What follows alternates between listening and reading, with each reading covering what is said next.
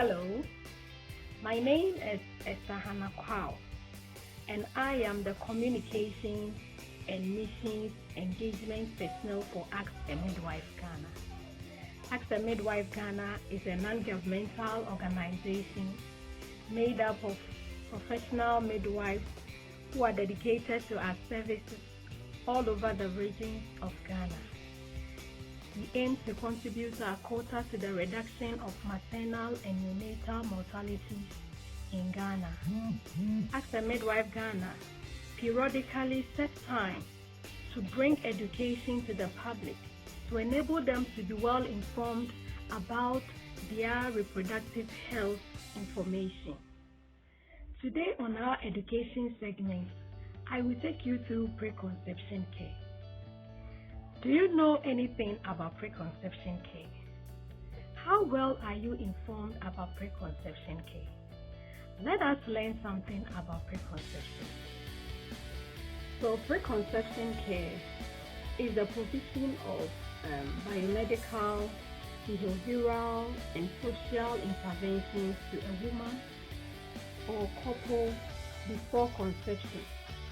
And simply put, it is the care that is given to a woman or couple who are making plans to get pregnant but are not going to get pregnant immediately. They have plans, making preparation towards this pregnancy. When this is done, it helps to address health problems and behaviors that could lead to health problems and individual or environmental risk factors that can contribute to maternal and childhood morbidity and mortality. It aims to identify biomedical, behavioral, or social risk factors. Some of the biomedical factors such as maternal health issues like hypertension, diabetes, asthma, sickle cell, and any health problem that can pose a challenge to both the mother and the unborn child. Behavioral factors such as drinking, smoking, or taking in of marijuana, self-medication, or anything. And some environmental factors such as the intake of lead or exposure to X-rays that can have effects on these mothers and then the unborn child. Certain steps could be taken before conception. In the early pregnancies, it helps to maximize health outcomes. Functionally, preconception care becomes useful only when a woman decides to become pregnant. Unplanned pregnancies are common and it poses a challenge to the potential public health impact of conception care. Hence, they need to continue to know much about this preconception care. So let's look at the components of preconception care. We have what preconception care is made up of. When a woman comes for preconception care, what is actually done, or some of the things that are really done at the preconception care unit. We have risk screening for exposure to environmental toxins, risk screening for medical conditions, and then medication, giving of medication. We have assessment for any psychosocial concerns such as depression or violence to the woman. We also give vaccination against hepatitis B, diphtheria, tetanus. The woman is given vaccine ahead of time so that it will sensitize the body and protect her and the baby from any diseases.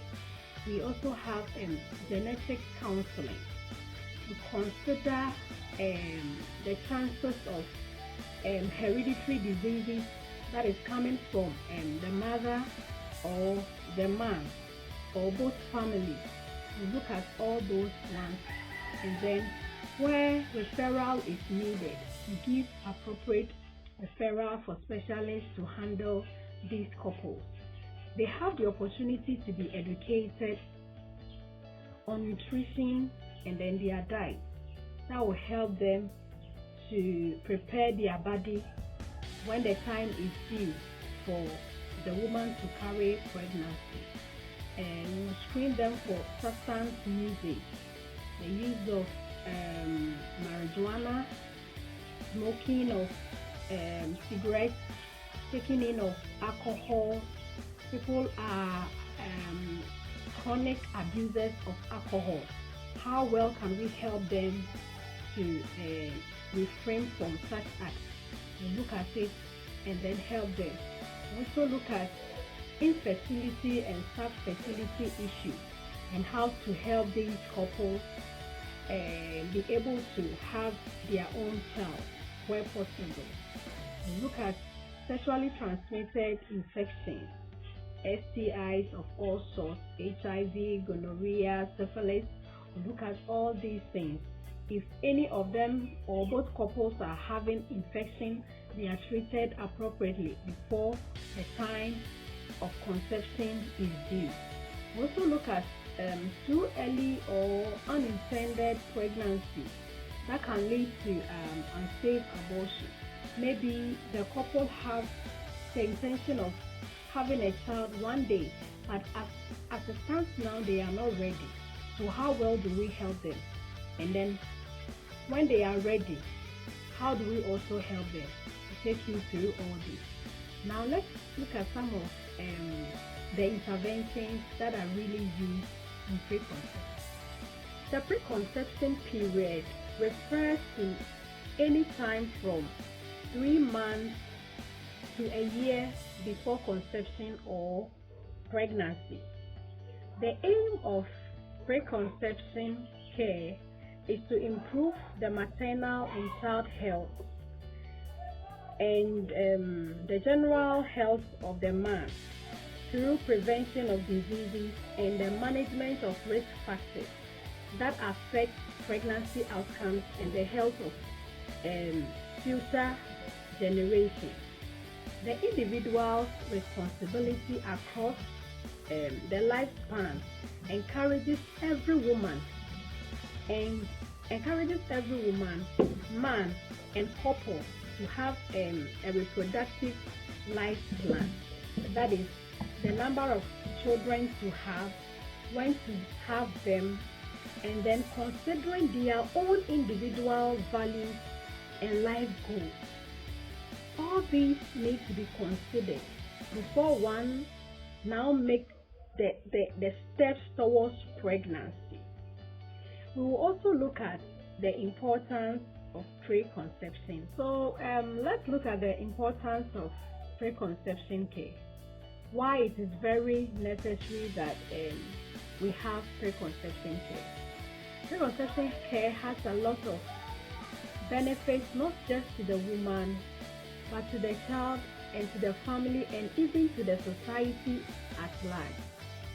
Preconception care reduces maternal and child mortality.